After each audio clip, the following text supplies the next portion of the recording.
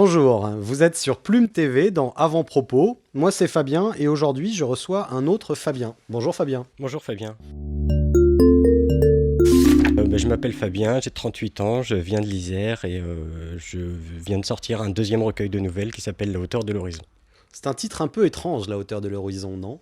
Oui, c'est parti du sous-titre en fait qui est Histoire à coucher debout et je voulais jouer avec le paradoxe de l'horizontalité et de la verticalité, donc voilà, La hauteur de l'horizon convient tout à fait.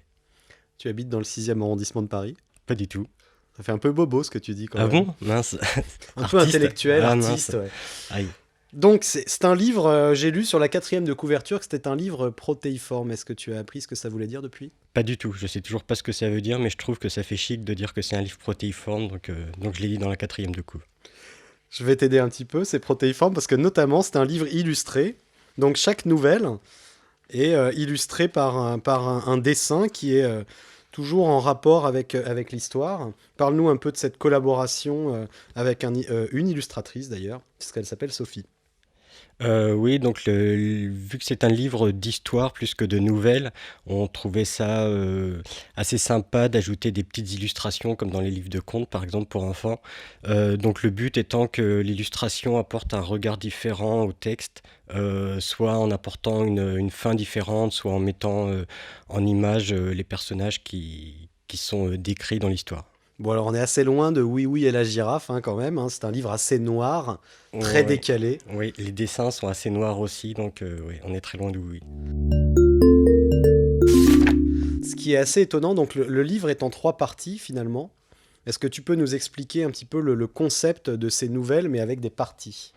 Oui, donc le livre tourne autour de l'auteur avec un A majuscule, donc c'est une espèce de mise en scène où l'auteur explique dans la préface, qui fait un peu comme La Fontaine, mais en mieux, parce que La Fontaine c'était un peu quand même un rigolo, on comprenait pas toujours tout ce qu'il disait, puis ses morales à deux balles, ça va 5 minutes. Donc l'auteur se place au-dessus de La Fontaine pour nous expliquer que sa littérature sera étudiée plus tard dans les écoles. L'auteur a un jour cette phrase magnifique d'après lui, qui est à l'échelle de l'histoire du monde, l'homme est un fait divers, son existence est une chronique et sa vie est un conte. Donc voilà, le livre est divisé en trois parties, les chroniques, les faits divers et les contes. Fabien Pesti, tu as un style, je trouve, vraiment très particulier au sens où tu travailles énormément la langue, tu la déformes, tu la détournes. Comment travailles-tu exactement?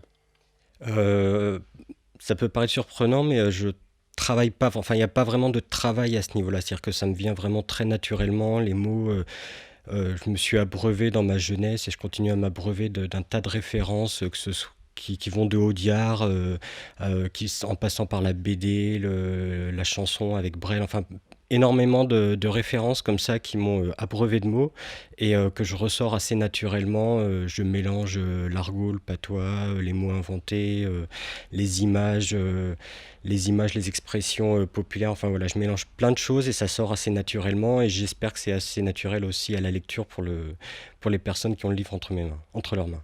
Écoute, j'ai le livre entre les mains, ça m'a paru assez naturel, donc tout va bien. Et donc, dans ce travail, finalement, quand tu écris une nouvelle, est-ce que tu la réécris beaucoup ou est-ce que c'est du premier jet? Comment ça se passe exactement? Alors j'aime bien l'idée de premier jet parce que je trouve lorsque je retravaille un texte sur le fond, j'ai l'impression de perdre justement la spontanéité de mon écriture. Je ne sais pas si c'est le cas ou pas, mais en tout cas, moi j'ai cette impression, donc je suis très premier jet, ce qui ne m'empêche pas de retravailler pour éviter les répétitions, les incohérences dans le scénario, mais j'aime beaucoup, ouais, en tout cas même lorsque je retravaille, j'essaie de faire en sorte que ça garde cette spontanéité Du premier jet. du premier jet.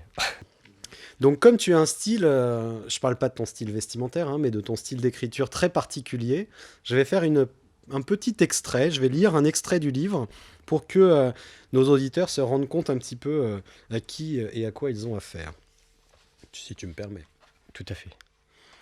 Le bateau a accosté, l'ancre s'est foutue à la flotte, le quai s'est planté la bite dans l'œil du cyclone, et un matelot s'est jeté dans les dents de la mer en gueulant plutôt crevé que blou blou blou blou. C'est curieux chez les marins ce besoin de faire des phrases, même la bouche pleine. Une tornade a débarqué du pont, la moustache impeccable, comme tout dragon qui se respecte, ma mère. Un problème avec tes parents? Non, non, tout va bien avec mes parents. C'est vrai que j'écris quasiment toujours à la première personne, donc dès que je parle de... Enfin, dès que le personnage parle de ses parents, on a l'impression que c'est moi qui révèle mes problèmes d'enfance à travers les livres, mais non, non, tout va bien avec mes parents. Tout va bien avec tes parents, bon.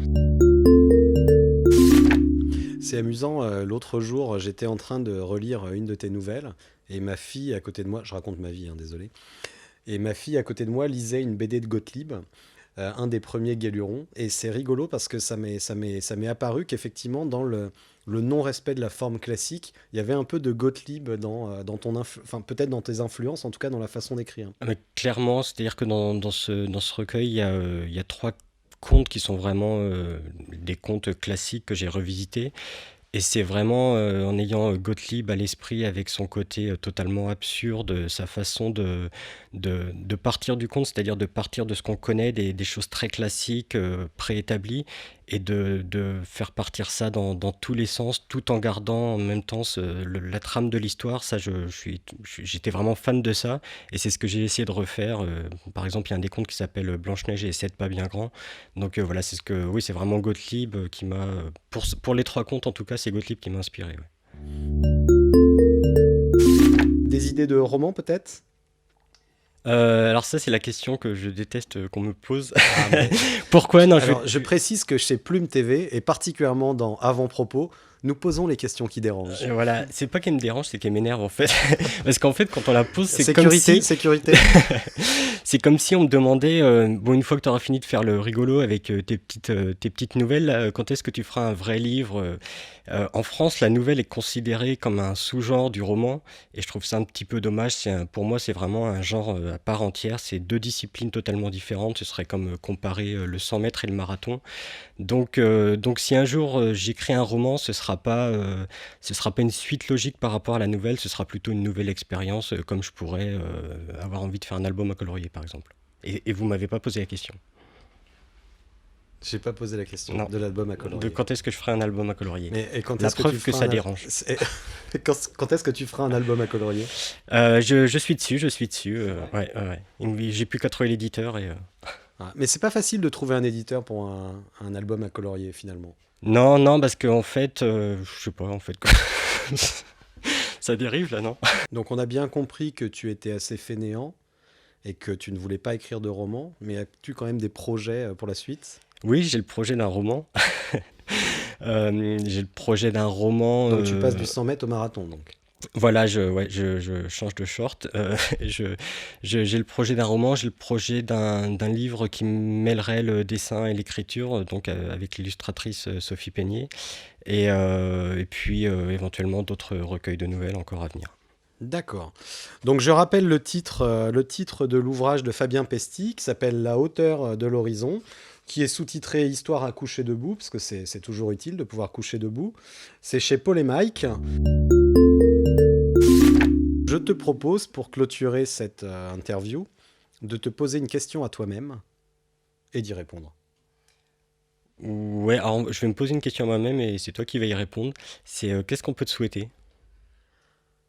D'avoir un éditeur performant et de vendre des milliers de livres. Ou pas, je le dirais pas comme ça finalement, je dirais à ta place, j'aimerais bien faire découvrir mon univers au plus de gens possible. C'est exactement ce que j'aurais répondu. Et ben voilà, ça conclut parfaitement cette émission. C'était Avant-propos. Merci à Fabien Pesty.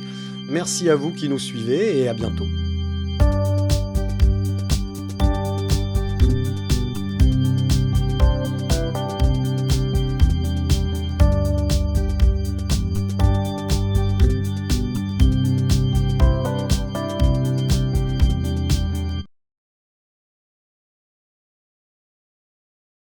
C'était une expérience vraiment très intéressante, c'est assez nouveau pour moi, j'étais déjà passé à la radio mais encore jamais à la télé.